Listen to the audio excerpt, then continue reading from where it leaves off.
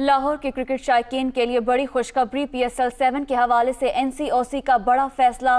लाहौर के मैचेस में 50% शायकीन को स्टेडियम दाखिले की इजाज़त। 16 फरवरी के बाद 100% शायकीन को स्टेडियम आने की इजाज़त होगी।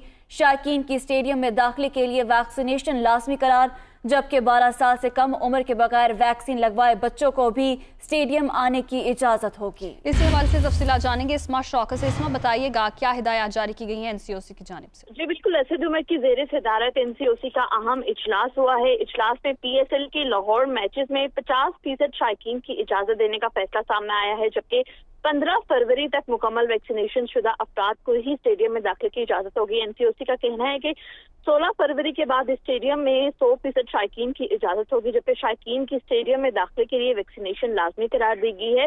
12 साल से कम उम्र के बगैर वैक्सीनेशन लगवाए बच्चों को भी स्टेडियम आने की इजाज़त दी गई है। जी बहुत शुक्रिया इस्मा, आप हमें अपडेट कर रहे हैं।